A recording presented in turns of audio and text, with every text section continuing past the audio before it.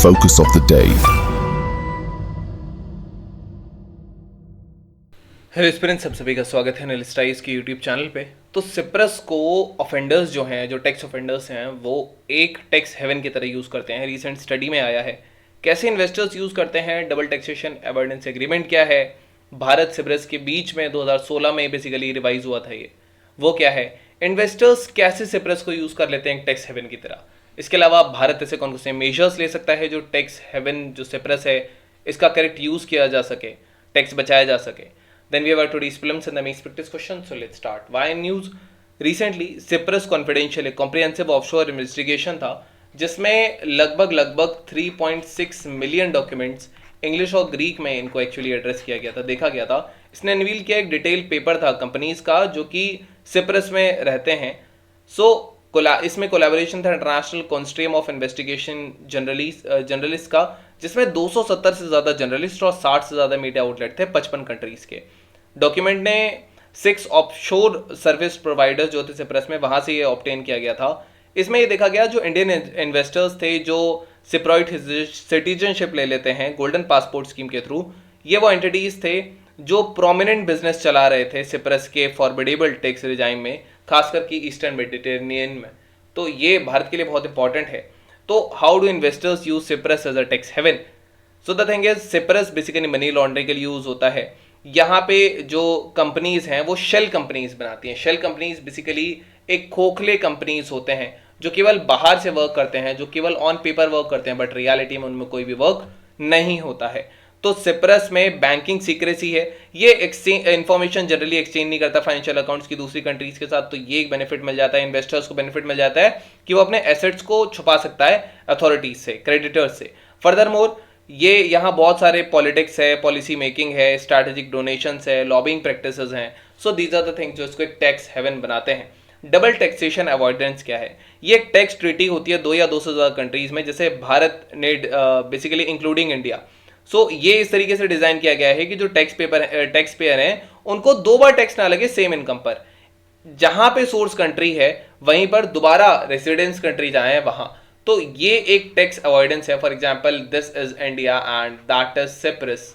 So what will happen is कि अगर यहाँ पर टैक्स उसमें लग रहा है तो उसको सिप्रस में नहीं लगेगा, और अगर सिप्रस में लग रहा है तो उसको भारत में टैक्स नहीं लगेगा। डबल तरीके से उसकी इनकम पे नहीं लगेगा। पर्पस है ये जो डबल टैक्सेशन होता है उसको कम करता है, रिड्यूस करता है, क्लैरिटी देगा टैक्स लायबिलिटीज पे, इंडिविजुअल्स, बिजनेस ऑपरेटिंग ऑपरेटर्स पे। मोर ओवर, कंट्री जो बायलैटरल एग्रीमेंट में जाती हैं इश्यूज को करने के लिए, क्रॉस बॉर्डर टैक्सेशन के लिए एक फेयर ट्रीटमेंट देती है टैक्स पेयर्स को, ताकि इंटरनेशनल इकोनॉमिक कॉपरेशन हो सके। इनकम टैक्स अवॉइडेंस है, ये अवॉइडेंस देता है इनकम टैक्स की ताकि डुप्लीकेशन ना हो, स्पेसिफिक रूल्स देकर टैक्स राइट देता है लोगों के बीच में, सोर्स और रेसिडेंस कंट्रीज के बीच में। तो ये इसका एक बेनिफिट है। भारत और सिप्रस के बीच में 2016 में इसको रिवाइज किया गया था, जो 1 अप्रैल 2017 से इफेक्टिव है इंडिया में। इसके अंदर ये जो revised double tax avoidance agreement है, ये बेसिकली सोर्स बेस्ड टैक्सेशन देता था कैपिटल गेन्स का, जिसका मतलब था कि जो कैपिटल गेन टैक्स है वो जहां से सेल हो रहा है शेयर्स का कंपनी के, अगर कोई भारत की कंपनी और उसके जो शेयर हैं वो सेल हो रहे हैं तो उनको भारत में टैक्स किया जाएगा, रिगार्डलेस कि उसका रेसिडेंट सेलर अगर उसका सिप्रस में भी रहता हो तो भी कोई बात नहीं, तब भी अगर वो भारत से कंपनी है तो उसके शेयर का जो है वो भारत में टैक्स देना पड़ेगा। यह इंश्योर करेगा कि भारत को उसका फेयर शेयर मिले टैक्स रेवेन्यू का, ऐसे ट्रांजेक्शन और मिसयूज ना हो डबल टैक्सेशन अवॉइडेंस एग्रीमेंट का। जो रिवाइज्ड ये जो पॉलिसी है ये एक्सचेंज इंफॉर्मेशन भी एक्सचेंज करती है टैक्स अथॉरिटीज के बीच में, दोनों कंट्रीज के बीच में, असिस्टेंट्स है कलेक्टिव टैक्सेस के बीच में। ये जो अमेंडमेंट है सिप्रस का, ये एक पॉजिटिव इंपैक्ट देगा भारत की अर्थव्यवस्था पर और टैक्स एडमिनिस्ट्रेशन पर। ये ट्रांसपेरेंसी इंक्रीज करेगा, कॉपरेशन इंक्रीज करेगा दोनों कंट्रीज के बीच में, टैक्स एवेजन को कर्ब करेगा। ये जो डबल टैक्स अवॉइडेंस एग्रीमेंट है इसको और सिप्रस को इंटरनेशनल स्टैंडर्ड्स, बेस्ट प्रैक्टिसेस के अलॉन्ग ले आएगा, जिसको बोलते हैं हम बेस इरोजन, या जिसको प्रॉफिट शिफ्टिंग भी कहा जाता है।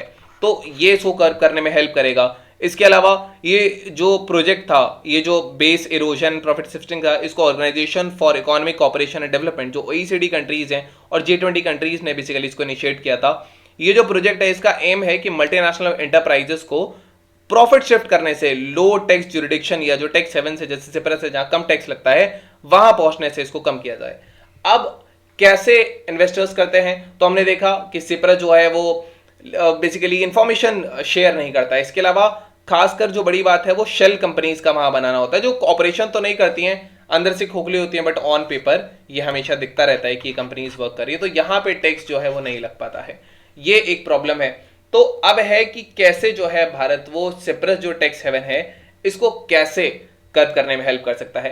कंप्लायंस मैकेनिज्म बेसिकली इंक्रीज किया जा सकता है। भारत जो है वो सिप्रस जो टैक्स हेवन है इसको काउंटर कर सकता है अपने एनफोर्समेंट या जो कंप्लायंस मैकेनिज्म्स होते हैं इनको स्ट्रॉन्ग करके, ताकि जो टेक अथॉरिटीज हैं एडिक्वेट रिसोर्सेज हो, पावर्स हो, वो इन्वेस्टिगेट कर सकें टैक्स एविजन को या अवॉइडेंस को। इसके अलावा ट्रांसपेरेंसी अकाउंटेबिलिटी रहेगी ऑफशोर एंटिटीज की, तो ये बेसिकली बेनिफिशियल ओनर्स जो हैं, डायरेक्टर्स जो हैं, फाइनेंशियल एक्टिविस्ट जो हैं, एक्टिविटीज इनको बेसिकली डिस्क्लोज कर देगा। भारत टैक्सेस को विदहोल्ड कर सकता है, एंटी अवॉइडेंस मेजर्स ले सकता है पेमेंट्स में, जो कि सेपरेट एंटिटीज करते हैं, इंडिविजुअल्स ले सकते हैं।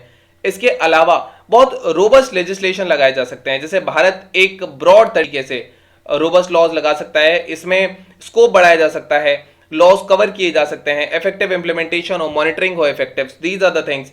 एथिकल बिहेवियर का प्रमोशन किया जा सकता है, इसमें एथिकल रिस्पॉन्सिव बिहेवियर हो टैक्स पेयर्स का, उनका इंकरेज किया जाए कि एक फेयर शेयर ऑफ टैक्सेस वो दें। इसके अलावा इनको कुछ बेनिफिट्स दिए जा सकते हैं। So these are the things which can be done. Now we have today's practice question. The question says, if Tata imports a product from abroad, then which kind of tax would be levied on it? VAT, custom duty, income tax, or corporation tax? You can type the answer in the comment section. The let you know if it's correct or not. Then we have today's main practice question, and the question says, how do double taxation avoidance agreements contribute to fostering international trade and investment, and what are the loopholes in curbing tax evasion? So this was all about today's video and session. I hope I understood it well. Thank you. Have a nice day and stay tuned with Realistic IAS for your better preparation.